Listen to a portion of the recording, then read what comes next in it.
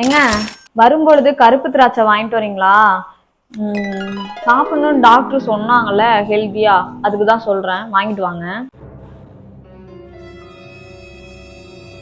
Already வாங்கின கருப்பு திராட்சையே அப்படியே இருக்கு. என் புள்ள காசெல்லாம் வீணாக்குற இருக்கா? எனக்கே ஞாபகம் இல்ல. எப்படிமா ஞாபகம் இருக்கும்? பல நாள் அது இல்ல அது வாங்கியே.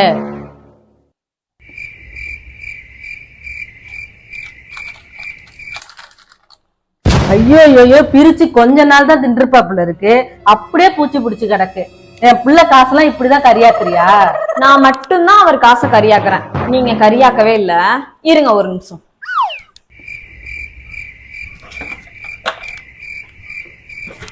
சத்து மாவுன்னு சொல்லி ஒண்ணு வாங்குனீங்க, அந்த சத்து மாவு கட்டி புடிச்சு கிடக்கு. ஹெல்த் மாவு ஞாபகம் இருக்கா? இந்த கர்மத்தை திங்க முடியலன்னு அப்படியே வச்சேன். இது குடும்பத்துக்காக எல்லாருக்காகவும் தானே வாங்கினது, எல்லாரும் தானே வீணாக்குனீங்க, நான் மட்டுமா வீணாக்குனேன்? இருடி, இது மட்டும் தானா? நீ என்னென்ன வீணாக்கி இருக்கான்னு எடுத்துட்டு வர. இது என்னடி? இது யார் காசு கரியாவுது? அது புதுசா பேரிச்சம்பழம் வந்துச்சு, அதனால இத மறந்துட்டேன். அது எப்படி மறக்க முடியும்? புருஷன் காசு தண்ணியில போதா?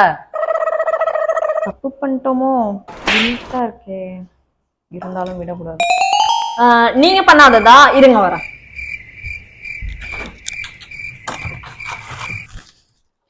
உடம்புல ரத்தமே இல்லப்பா, சூசு போடுறதுக்கு மாதுளம்பழம் மட்டும் வாங்கி கொடுப்பா.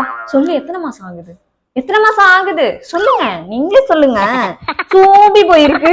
இதுதானே எனக்கு போட்டு தரணும். நான் போட்டு தரணுமா? மாதுளம்பழம் வாங்குறப்ப என்ன கேட்டா வாங்குவீங்க? இது மாதிரிதான் உங்க அப்பா வீட்டு காசெல்லாம் அழிச்சிருப்ப. நீங்க அப்படியே அப்பா வீட்டு காசு அழிக்காம தான் இந்த வீட்டுல வந்து உட்காந்துருக்கீங்க. புருஷன் காசே அழிச்சவதானே? நீங்க உங்க புருஷன் காசு அழிக்காம தான் என் புருஷன் காசு நான் தான் அழிக்கணும். அப்புறம் நான் மட்டும் என் புருஷன் காசை நான் தான் அழிப்பேன்? அவன் என் புள்ளடி. அவர் என் புருஷன். Dear dear dear.